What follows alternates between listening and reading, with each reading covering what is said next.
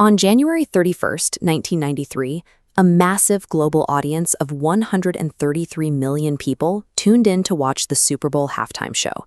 At the time, it was the largest television audience in American history. When Michael Jackson catapulted onto the stage, he didn't start singing. He stood perfectly still, locked in a rigid pose like a statue, and let the crowd scream for almost 2 full minutes. Before this moment, halftime shows were mostly college marching bands or drill teams. Jackson required a 10-ton stage, 3,000 local children, and a setlist of chart-topping hits, turning a football intermission into a highly produced global pop culture event. Up on that stage, he was an untouchable cultural deity. But that extreme level of public worship completely masked a psychological ecosystem that was already fracturing. Jackson's childhood was defined by a brutal schedule and rigid discipline under his father, Joe. He was whipped, humiliated, and forced to rehearse for hours on end as a child performer in the Jackson 5.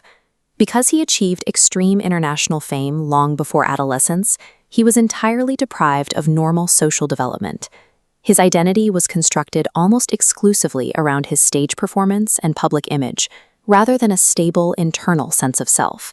Psychologists point to body dysmorphic disorder as a coping mechanism for this trauma. Through continuous cosmetic surgeries, Jackson attempted to literally reconstruct his own face, dissociating from the abused child he once was. The massive scale of his fame only deepened this fracture. Fans projected a fantasy of eternal innocence onto him, locking him into a parasitic relationship with the public that resulted in chronic insomnia and severe anxiety. The world demanded a flawless, ageless icon. Meeting that impossible standard required him to build a billion-dollar bubble, leaving an intensely traumatized man entirely isolated inside it. By August of 1993, the protective walls of that bubble collapsed. Evan Chandler, a Los Angeles dentist, publicly accused Jackson of abusing his 13-year-old son, Jordan.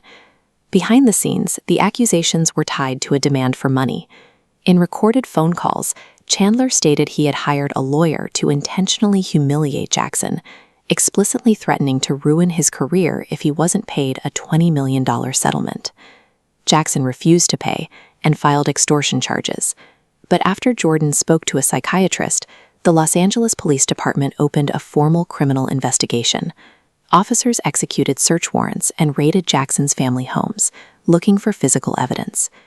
The investigation culminated in prosecutors executing a warrant for a full strip search of Jackson to photograph his body. For a man who had spent decades meticulously altering and protecting his physical image, the search was a profoundly dehumanizing violation.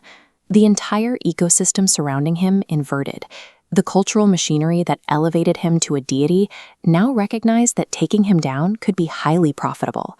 Tabloids quickly discarded any presumption of innocence. Former employees who had previously asked Jackson for back salary realized they could sell fabricated stories of abuse to television shows like hard copy for hundreds of thousands of dollars.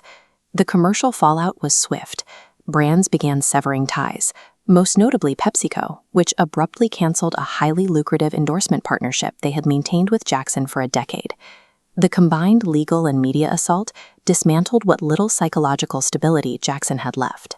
During a deposition in November, his lawyers noted he appeared completely unfocused, slurring his words and unable to remember the names of his own albums.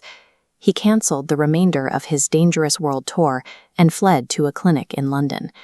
To manage the extreme stress, physical pain, and chronic insomnia, Jackson had developed a massive dependency on prescription sedatives and painkillers. He was no longer physically or intellectually capable of defending himself.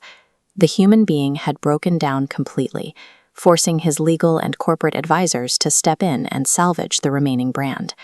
By January 1994, the legal machinery took control. Jackson's insurance carrier viewed the ongoing civil lawsuit filed by the Chandlers not as a search for truth, but purely as a corporate liability that needed to be mitigated. Jackson's defense team faced a severe dilemma. If the civil trial proceeded while the criminal investigation was still open, prosecutors could use the civil testimony to build a criminal case, a severe risk of double jeopardy. Furthermore, Jackson was simply too ill to endure years in a courtroom. The carrier negotiated an out-of-court agreement totaling roughly $23 million. $15.3 million went into a trust fund for Jordan. His parents received $1.5 million each, and their lawyer took $5 million. The document explicitly stated this was for claims of negligence, with zero admission of guilt. The insurance carrier forced this payout over Jackson's explicit protests. For the corporate managers, ending the massive media circus and protecting future record sales took absolute priority over actually proving his innocence in court. The strategy yielded immediate, hollow results. The district attorney dropped the extortion investigation into Evan Chandler because Jackson's camp had waited too long to report it. Meanwhile, 2 separate grand juries examined the abuse allegations, and both disbanded after failing to find enough evidence to indict Jackson. By using an immense payout to quickly resolve a corporate liability, his advisors saved the billion-dollar brand, but doomed the man. They purchased an expensive silence that cost Jackson his right to a public exoneration, abandoning him to a legacy of permanent suspicion.